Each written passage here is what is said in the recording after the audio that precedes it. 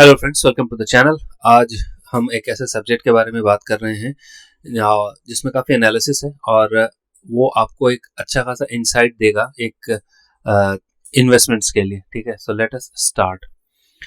Investments का अगर हम किसी भी कंपनीज या कहीं भी इन्वेस्ट करें तो वहाँ के उसके 3-4 फैक्टर्स होते हैं। फर्स्ट फैक्टर होता है, वहाँ पे ये देखते हैं कि कंपनी किस इंडस्ट्री में है, उसका ग्रोथ क्या है। सेकंड, कंपनी की पोजीशन कैसी है उस इंडस्ट्री में in terms of its financial standing, की फाइनेंशियल्स कैसे हैं उसके, प्रॉफिटेबिलिटी है या नहीं, डेट कितना ज्यादा है, उसकी ग्रोथ क्या है, ऑल दोस थिंग्स। थर्ड, हम ये देखते हैं कि इसका वैल्यूएशन क्या है, मतलब कंपनी अच्छी हो सकती है, सेक्टर बढ़िया हो सकता है, पर क्या ये चीप है, क्या अभी ये खरीदने लायक है, ये हम देखते हैं। ठीक है, so we are going to analyze a list of around 250 companies NSC, जहां पे हम ये देखेंगे कि what is the outlook after Q1 FY25 results. ठीक है, before that I would like to refresh something. यहाँ पे मैं आपको एक बार प्राइस टू अर्निंग्स का हमारा जो पहले वीडियो आया था, मैं उसको आपको एक बार फिर से रिफ्रेश करना चाहूंगा। तो लेट अस सी कि what does price to earning means. Price to earning means, right. अच्छा, यहाँ पे हमने क्या किया है, यहाँ पे हमने the first slide talks about कि हमने वो 250 कंपनीज, निफ्टी के टॉप 250 कंपनीज लिए हैं। वहां पे लेने के बाद हमने अराउंड कुछ जो बैंक्स और एनबीएफसी है, नॉन बैंकिंग फाइनेंशियल कंपनी, उनको अलग कर दिया है। उसके बाद अराउंड करीबन लगभग 220 से 225 कंपनीज जो हैं उनके फाइनेंशियल्स को हमने एनालाइज किया है। तो हमने first quarter FY25 versus first quarter FY24, जो फर्स्ट क्वार्टर 2024 का था और फर्स्ट क्वार्टर 2025 का है, उसके रिजल्ट्स को हमने एनालाइज किया कि उन दोनों सालों के बीच में क्या ग्रोथ आया है। सेल्स की अगर हम बात करें तो सेल्स पे हम, और फिर हमने उसके बाद उनको अलग अलग कैटेगरीज में डाला है, अलग अलग रेंज में डाला है कि प्रॉफिटेबिलिटी किस रेंज पे रह रही है, सेल्स किस रेंज पे रह रहा है। ठीक है, तो यहाँ पे हम देखते हैं, इस स्लाइड में हमने ये देखा है कि अगर वो हाउ मेनी कितनी कंपनीज हैं जिनका सेल्स 5% से कम है, तो हमने देखा 75 ऐसी कंपनी है जिनका सेल्स 5% से कम है।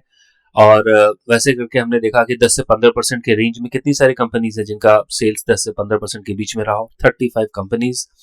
फिर अगर मैं देखूं 30 से 35% की रेंज में ऐसी कितनी कंपनी है जिनका सेल्स 30 से 35% रहा हो, 7 कंपनीज हैं।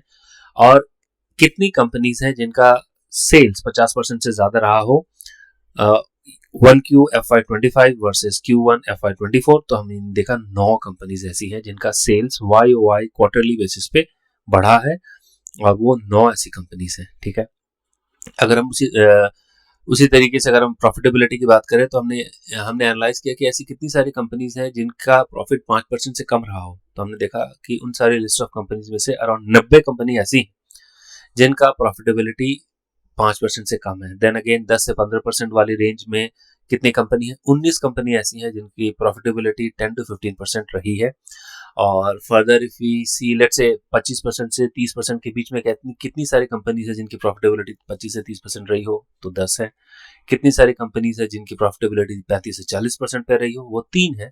और कितनी सारी ऐसी कंपनीज है जिनका प्रॉफिटेबिलिटी 50% से ज्यादा है, तो वो 37 कंपनी है। अब मैं यहाँ पे एक चीज आपको हाईलाइट करना चाहूंगा कि मैं ये नहीं कह रहा कि 50% से ज्यादा प्रॉफिटेबिलिटी वाली कंपनीज अच्छी हो या फिर बुरी हो, कुछ नहीं। पर मैं आपको एक बात हाईलाइट करना चाहूंगा, एक चीज है जिसको कहते हैं कि प्रॉफिट एंड लॉस मैनेजमेंट। वो आपको पीएनएल मैनेजमेंट कैसे होता है कि मेरी सेल्स तो नहीं बढ़ेगी पर मैं प्रॉफिट ज्यादा दिखा दूंगा। कैसे दिखा सकता हूँ, लेटेस्ट मतलब बहुत सा इजी एग्जांपल है कि हमारे पास कोई एक ऐसा एसेट पड़ा हुआ था जो ऑपरेशन में नहीं था पर वो उसकी वैल्यू थी, तो मैंने क्या किया, उस एसेट को बेच दिया। एसेट को बेचने के बाद मेरे पास एक कैश आ गया और उससे हमारा प्रॉफिटेबिलिटी बढ़ गई, नॉन ऑपरेटिंग इनकम। एक और दे आर मल्टीपल वेज जहाँ पे हम जाकर के ये चीज दिखा सकते हैं। फिर हमने ये देख लिया other income, sales, gain from sale of asset, वो है जो कि हमारे पीएनएल पे वो इम्पैक्ट करता है जहाँ पे प्रॉफिटेबिलिटी बढ़ती है लेकिन सेल्स नहीं बढ़ता है। ठीक है, तो ये सारी फैक्टर्स जो हैं वो चीजों हमें ध्यान रखना पड़ेगा। ठीक है, ये डिवीजन मैंने किया है, ये आप देख सकते हैं। तो अगर मैं ये देखूं कि इसमें 5% से ज्यादा कम वो कंपनी जो 5% से कम जिन्होंने अपना सेल्स जिन रिपोर्ट किया है वो 75 हैं। और इसी ग्रुप में प्रॉफिटेबिलिटी भी है जहां पे 5% से कम प्रॉफिट ग्रो किया वो 90 कंपनीज हैं। तो most of the companies are clustered in 5% range. ठीक है, ये Q1 FY25 का है। रेवेन्यू एंड प्रॉफिट सेम मैंने क्या किया है, मैंने पास 3 साल का देखा है कि ऐसी कितनी सारी कंपनीज हैं जिनका सेल्स है 5% से कम, तो 26 कंपनी है। कितनी सारी ऐसी कंपनीज हैं लेट्स से 15% से 20% के रेंज में जिनका सेल्स बढ़ाओ, वो 34 कंपनीज हैं। और कितनी सारी ऐसी कंपनी जिनका 35 से 40% का सेल्स बढ़ाओ, वो 6 कंपनी है। और कितनी ऐसी कंपनी जिनका सेल्स 50% से ज्यादा बढ़ाओ, वो 8 कंपनी है। अगर मैं प्रॉफिट की बात करूं तो प्रॉफिट में कितनी सारी ऐसी कंपनीज हैं जिनका सेल्स जिनका प्रॉफिटेबिलिटी 5% से कम बढ़ाओ, वो 61 कंपनी है। कितनी सारी ऐसी कंपनी है जिनका प्रॉफिटेबिलिटी 15 से 20% के रेंज में रहा हो, वो 22 कंपनीज है। और कितनी सारी ऐसी कंपनीज है जिनका प्रॉफिटेबिलिटी 40 से 50% के रेंज में रहा हो, वो 11 कंपनीज हैं। और 50% से ज्यादा प्रॉफिट रिपोर्ट करने वाली 28 कंपनीज हैं।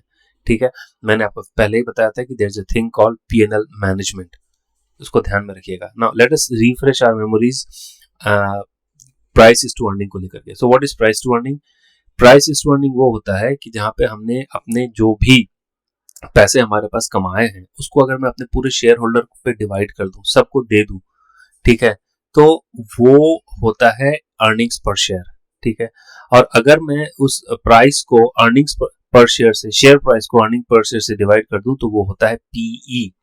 ठीक है, ये आपको यहाँ पे दिख रहा है, price to earnings equals share का जो दाम है, लेट्स से 1000 रुपए, उसको अर्निंग पर शेयर से हमने डिवाइड कर दिया, तो हमारे पास आ गया PE, प्राइस टू अर्निंग। इसलिए हमें ये पता चलता है इससे हमें कि ये अभी अपने अर्निंग्स के कितने गुना इसका शेयर प्राइस है।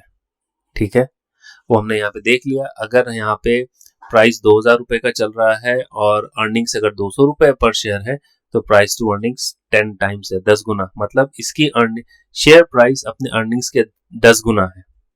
ठीक है, अब अगर मैं इसको एक लाइव एग्जांपल से देख लूं तो ये कंपनी का पहले प्रॉफिट एंड लॉस है, जहां पे हमने ये देखा कि इसने हर क्वार्टर पे यहाँ पे इतने सारे सेल्स किए, आने के बाद प्रॉफिट उनका इतना बना।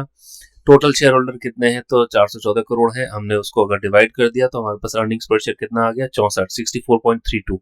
तो ये 64.32 का मतलब है कि ये हर शेयर होल्डर को मिलेगा, not in terms of cash, अगर वो डिवाइड मतलब अगर कंपनी डिस्ट्रीब्यूट नहीं करती है डिविडेंड तो, ठीक है, पर इसका मतलब ये है कि हर शेयर होल्डर इतने अर्निंग पर शेयर का मालिक है। ठीक है, अब now let us go to the next slide. हमने क्या किया, हमने ऐसे सारे कंपनीज को लिस्ट किया, यहाँ पे हमने ये देखा कि 20% से ज्यादा क्वार्टरली सेल्स वाली कंपनीज कितनी सारी हैं। कहने का मतलब कि first quarter FY25 versus first quarter FY24 अगर हम ये देखें तो जिनका सेल्स की ग्रोथ 20% से ज्यादा हुई हो, वो कितनी सारी कंपनीज हैं। मैंने इनको लिस्ट किया, ये देखा कि these are the companies where the sales has grown more than 20% on quarterly YOY basis। ठीक है, तो यहाँ पे इनका बजाज होल्डिंग एक कंपनी है, it is an NBFC, sort of NBFC। ठीक है, मैंने इसको just for the sake of example रखा है। तो ये 143 कंपनीज है, इनमें से इसका PE कितना है, 20.8 टाइम्स। अगर मैं किसी और कंपनी की बात करूँ, डिक्सन टेक्नोलॉजी, डिक्सन टेक्नोलॉजी क्या करती है, डिक्सन टेक्नोलॉजी एक ऐसी कंपनी है जो हमारे और आपके घर में जो एयर कंडीशन लगता है, फॉर एग्जांपल लेट से किसी के पास डायसन का है एयर कंडीशन, तो वो डायसन उसको कॉन्ट्रैक्ट देती है कि हमने ये फॉर्मूला अपना दिया है, ये हमारी रिक्वायरमेंट है, आप इन सारे पार्ट्स को फिट करके असेंबल करके हमें दे दीजिए। Same goes to for other company like Voltas, Hitachi. तो ये इन सारे कंपनीज के लिए का ये काम करती है। तो ये है डिक्सन टेक्नोलॉजी। डिक्सन टेक्नोलॉजी की ने अपने सेल्स को 95% ज्यादा ग्रो किया है और इनका प्राइस टू अर्निंग्स का 117। BSE Bombay stock exchange, sales इसने 59% बढ़ा है, handsome, but price to earnings कितना है, 56 टाइम्स। ठीक है, लाइकवाइज अगर हम देखें Swiggy for example, let's say talk about Swiggy, Swiggy का सेल्स तो बढ़ा है, प्रॉफिटेबिलिटी नहीं बढ़ी है, तो इसका तो प्राइस टू अर्निंग्स कितना है, -27.6। ठीक है, लेकिन तब भी ये इसका एक it is trading in the market, और इसने इसका भी कुछ समय पहले ही IPO भी आया था, और अराउंड मैं आपको अगर बताऊं कि इसका प्राइस क्या चल रहा है, तो वो है एक just give me a second, हाँ, स्विगी का प्राइस चल रहा है अराउंड 425 रुपए। अब आप ये समझ लीजिए कि इसकी कोई अर्निंग्स नहीं है, लेकिन प्राइस कितना चल रहा है, 425 रुपए। आने वाले समय के लिए हम एक्सपेक्ट कर रहे हैं कि वो ग्रो करेगी XYZ एंड ऑल, पर अगर मैं आज बात करूं तो आज इसकी कोई अर्निंग्स नहीं है। ठीक है, लाइकवाइज कोरोमंडल इंटरनेशनल 49% इसका सेल्स ग्रो किया है।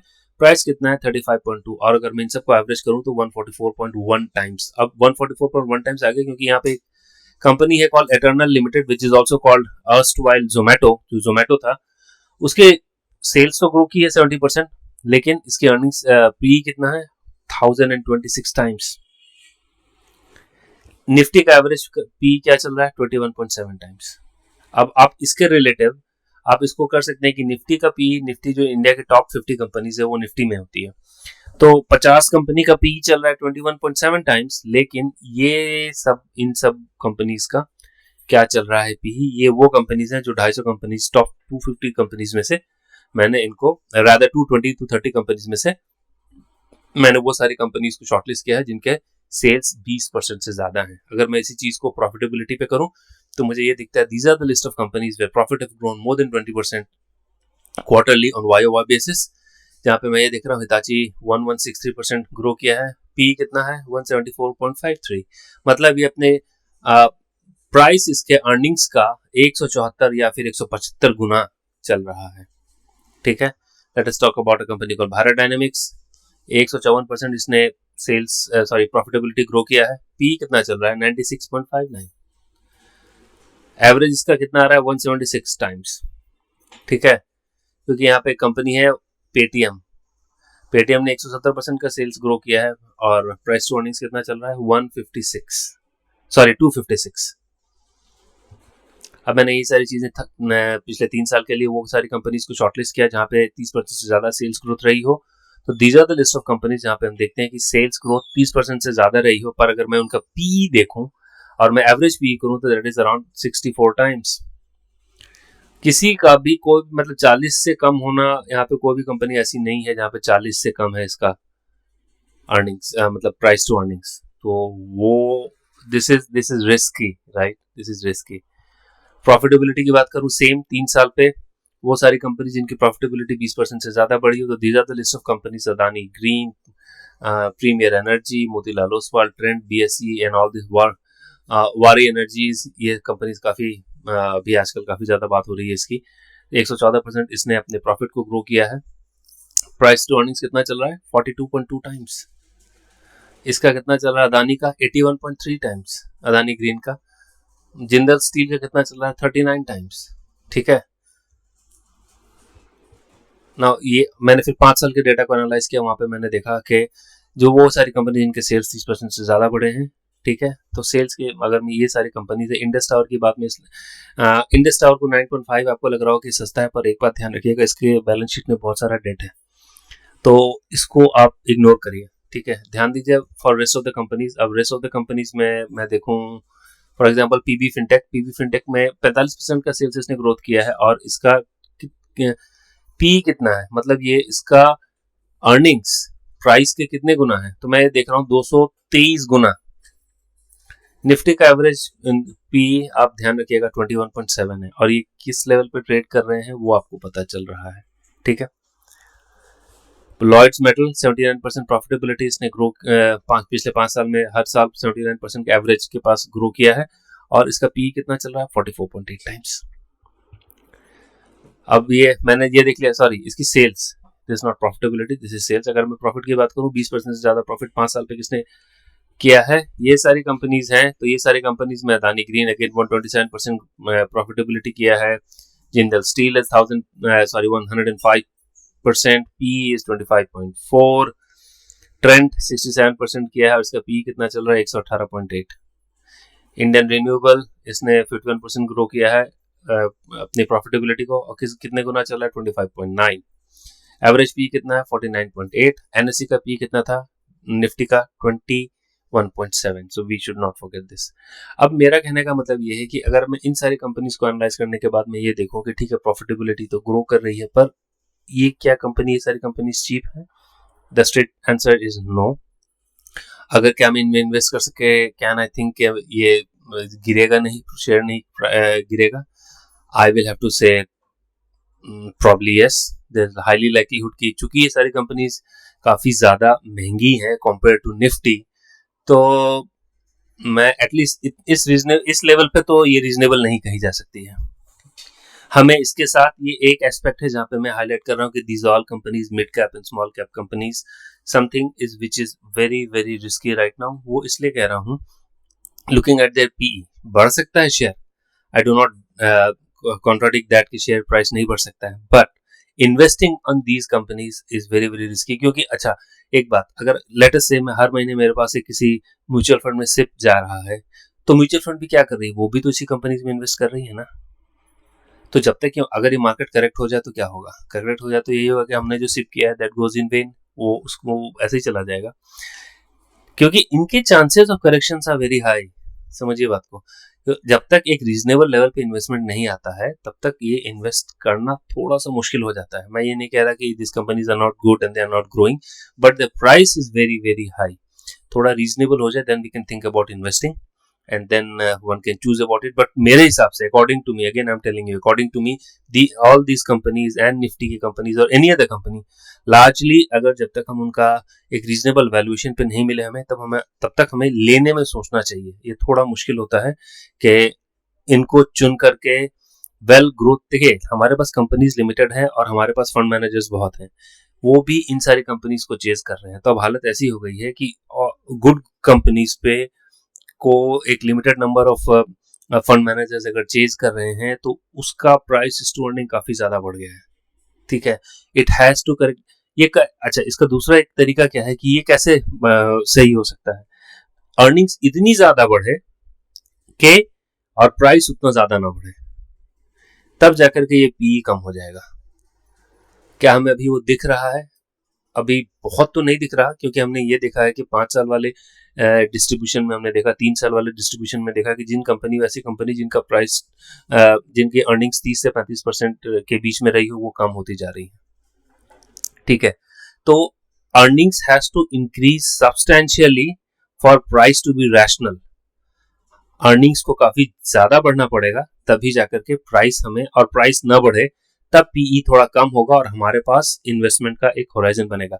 मैंने अपने कल के मार्केट वाली वीडियो में बोला था कि risk cushion, risk of down side हमें ये देखना पड़ेगा। अपसाइड तो ठीक है, पर हमें डाउन साइड देखना पड़ेगा कितना है।